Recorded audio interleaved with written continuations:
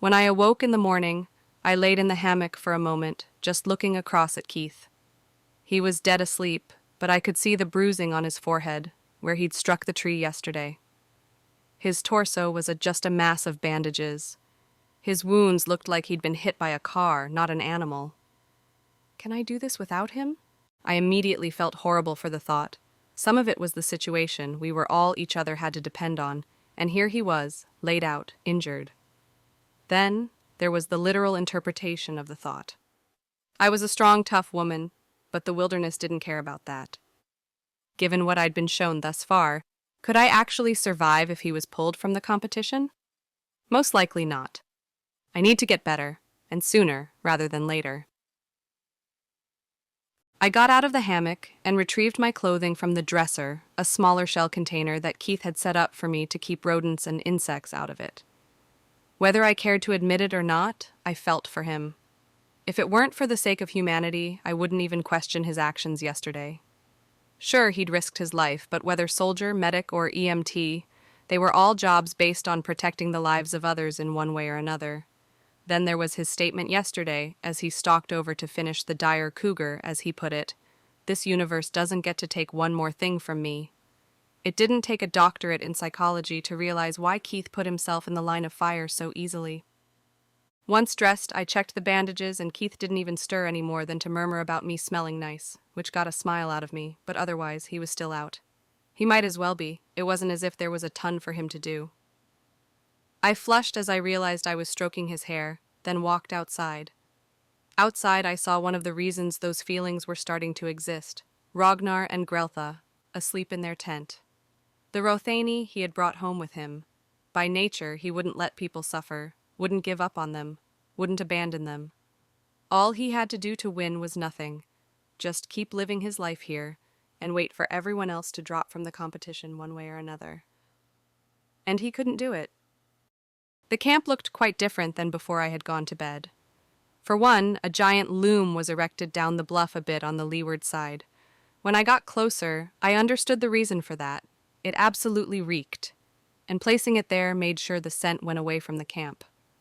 The fur from the cat's hide was gone, and next to it, some sort of solution I didn't want to know the contents of. There were other things to look at anyway, such as what was now a rather large smoking shack, and I could see smoke coming out slowly near the top. The meat from the cat was in there.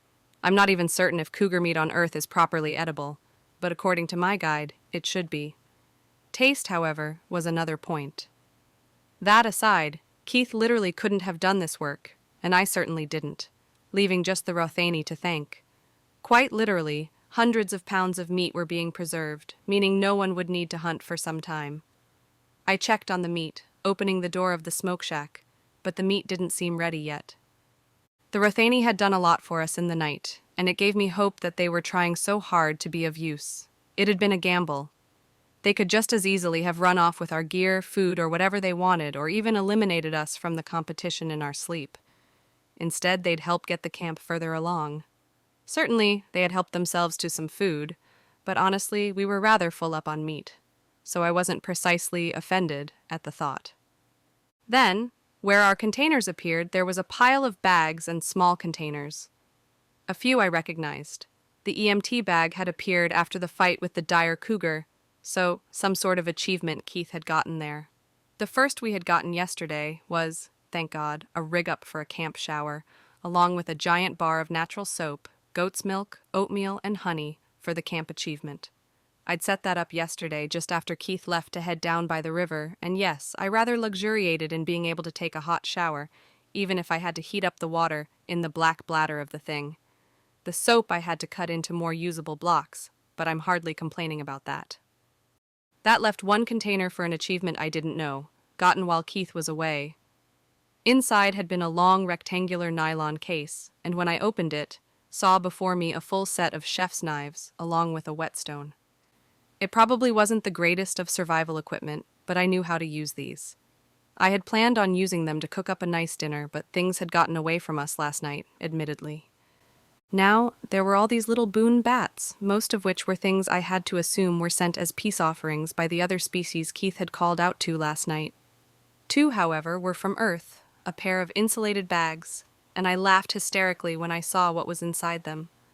A warm pizza in a box marked sizzle pie, a six-pack of amber drop top, and some ice cream sandwiches from Ruby Jewel, still currently frozen. Portland had answered our first day musings. The bags themselves were maintained on some sort of battery power, obviously, but I didn't know how long that power supply would even last. I didn't know enough to understand a way to use them longer term. I could have just woken Keith up, sure, but why not? Let's have fun with it. I went into the tent with the box of pizza and wafted the box over him. At first nothing happened, and then I heard the sniff. Keith came awake surprisingly alert, and I laughed. Seriously? That worked? Keith sat up a bit in the hammock, Oh God, I know that smell. Wait, is one of those mine? pointing at the ice cream sandwiches. I remembered the sandwiches. Ruby Jewel was from home. They made cookie ice cream sandwiches, and they were really good. Oh yeah, I've got lavender lemon. The s'mores one is mine. And there's a classic. And finally, oatmeal butterscotch. Ooh, lavender lemon. Really? I thought you military guys were big macho men? I chuckled, handing him the sandwich. Keith tore open the packaging immediately. Hun, I hunted down a 14-foot alien cougar and personally shoved my own shoulder back into socket before killing it with a knife, before walking my ass back to camp and threatening an alien empire. I could draw a hot bubble bath while reading me some Nora Roberts and blasting Taylor Swift, and I'd still have more man points than any y'all on Earth. He's not wrong. Honestly, though, I was hungry, but first, we had 2 spare ice cream sandwiches and a couple of guests. I went over to the Rothani, and as gently as I could, I woke up Greltha, offering her the sandwiches I wasn't going to eat. She sniffed, and her ears perked up. Thank you, Lady Val. It's just Val. Okay, Lady Valerie did sound kind of good. In any event, Greltha woke up Ragnar and gave him the classic sandwich, while I went to enjoy my own treat. The pizza was similarly easy to divvy up, 2 slices apiece. Keith looked so happy with his. For me, it was an excellent chance not to have to prep food for the morning, so that meant I could focus on bigger items. First up, the mushroom log. Keith had gone over the basics, but we needed to get to work on making farmed mushrooms a reality. I called him out to sit, and he did so using a long, thick branch the Rothani had brought, then took me through the basics. All right now, guess we're starting us up this stuff again. Well, if you look over here, you'll see where it's growing, right? What you want to do is to take off the stem and flower of the mushroom without hurting the roots of the thing called mycelium. You'll do better with a small knife, and if you can grab Pop's hand drill, that'll speed you right along. He was very patient with the process, explaining how his grandma had taught him to do it, and even showed me a trick for using sawdust in a mason jar as a growth medium. We could essentially propagate the mycelium in the jars, then transplant to the log, since a perfect atmosphere could more easily be maintained in the jars, but the logs allowed for better long-term growth. As our stock of mushrooms increased, we'd be doing both. Once I'd set up some of the drill holes and gotten our first crop of mushrooms planted, he directed me through how to cut up the yams for planting so we could get that underway. Keith explained all of it, and he covered mistakes by going over his own errors, even once he knew what he was doing. Next, he went with me to check nets, while he sat there, braced so he could turn a branch into a proper fishing pole, whittling away as best he could with one hand, only using the other to steady it. We got a couple more fish, one from the net and another from him actually casting with the pole using worm bait. He took me through cleaning and gutting the catch, since he couldn't, and showed me how to tie them up to a line so I could carry them more easily. Finally, he picked up the bow and after going over it a minute, handed it to me and had me set up on a short fat log on one of the rocks to use as a target. At first, he didn't even have me nocking an arrow, instead focusing on drawing the bowstring.